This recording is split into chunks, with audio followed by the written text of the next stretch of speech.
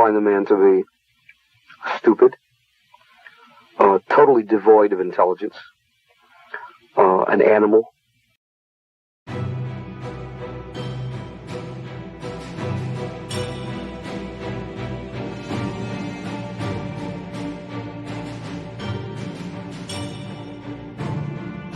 On 27th of April 1979, at Iommi's insistence but with the support of Geezer Butler and Bill Ward, Ozzy Osbourne was ejected from Black Sabbath. The reasons provided to him were that he was unreliable and had excessive substance abuse issues compared to the other members. Ozzy claims his drug use and alcohol consumption at that time was neither better nor worse than that of the other members.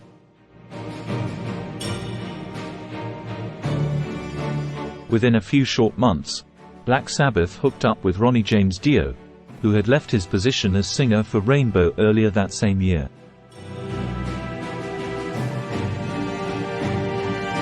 The chemistry between Tony Iommi and Ronnie James Dio was undeniable, and between them during 1980 they created the masterpiece that was to become Heaven and Hell. Heaven and Hell was released to an enthusiastic response from the press on April 18, 1980, but the big question was how the die-hard Black Sabbath fans would respond to the change of singers.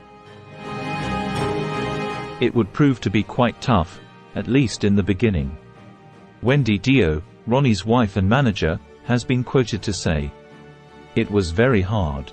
He got spat on and he got booed and a lot of things in the beginning, but Ronnie, he carried on and did his thing."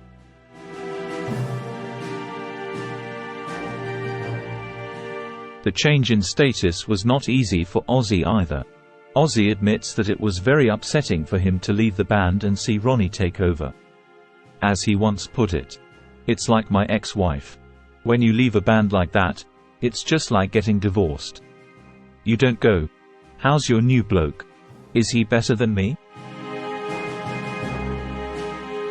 So given the intensity of the situation and the somewhat bruised egos of both parties, perhaps it is not so strange that sentiments would eventually turn into animosity and outright resentment, and thus an actual feud would soon ensue. Before long, the mutual insults and ridicule would be in full bloom. Ozzy would add a special guest to his live performance, a dwarf who would serve him drinks on stage and be hung from the ceiling. Not surprisingly, the performer was called Ronnie, mocking the somewhat vertically challenged Ronnie James Dio. I mean, how could anyone possibly compare Ozzy Osbourne to Ronnie Dio, especially as a singer? Ozzy's a character. It's what Ozzy is. He doesn't sing. He does something else. He has heart attacks on stage. He hurts animals. And I guess that's what Ozzy does.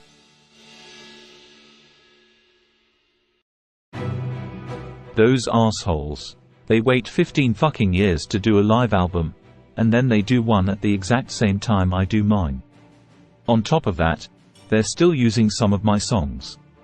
I can't believe that they had the balls to put Paranoid and Iron Man on their album. Black Sabbath performing those songs without me singing them is like four guys getting together today and calling themselves the Beatles. That's just rubbish. I'm bigger than Sabbath ever was. It's rather sad they still have to live off of songs that are 10 years old. It's a fucking joke they don't have more confidence in their newer material.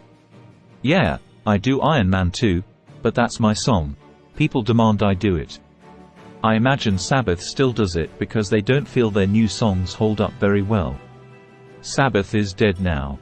It's not that I don't like what they are doing. It's great music what they are doing. It's not Black Sabbath. It's a new band. It's a different band. It doesn't even remotely sound like Sabbath apart from Tony Iommi's thundering riffs. It wasn't until I left that I realized how much of a part of Sabbath I was. You know? It's not like losing a bass player or drummer.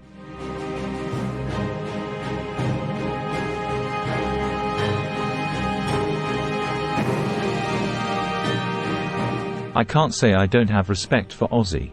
Let's face it. He was one of the guys in that band who created heavy metal music. What more respect can I give him than that? Ozzy was always a good friend of mine when I wasn't in Sabbath, but when I was.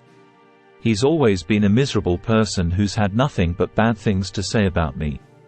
And I've always said good things about Ozzy. So as far as me having to give him respect for that, no, you don't deserve respect from me with the lack of respect that you've given to me. It's not my job, after all the things that I've done in my musical life, to have get on my knees and show respect to you. When you can sing as well as I can, then I will show you some respect. So I guess you never get any respect from me.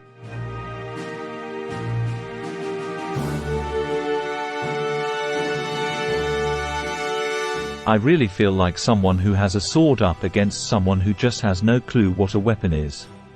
I find the man to be stupid, totally devoid of intelligence, an animal, and I could give you examples of all these things to back up what I'm saying. I would not say them unless I firmly believed these things.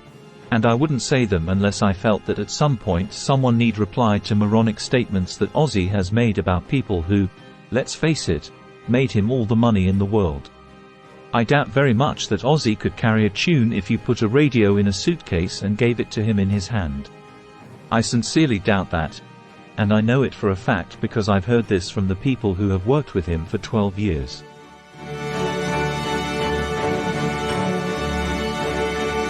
The spat would go on for a good 10 years, and ironically it would indirectly be Ozzy that caused the final split between Black Sabbath and Ronnie James Dio in 1992. Let's hear Tony Iommi himself tell that story. Yeah, that was... Yeah, what happened? We were going to do Ozzy, it was his final show again. And now, how many final shows has Black Sabbath done? No, that wasn't a Black Sabbath, it was an Ozzy one. Okay. It was Ozzy final show that time. All right. And he asked us if we'd do his, play on that show with him, so we thought, that's great, yeah, we'll do that. And this is when we had the Dio lineup, and so we said yes. Of course, Ronnie didn't say yes. So we thought he'd come round to wanting to do it, towards the end, but he just didn't, and he said, I'm not going to go on and support a clown, was his words, I think. So okay, all right. So Ronnie and Ozzy really, they don't get along. No, okay. They really don't. And Rob Halford called up and he said, I'll do it. He heard that Ronnie wasn't going to do it. He said, I'll do it, I'd like to do it. So we just got together with Rob in Phoenix, rehearsed 2 days, and off we went, really.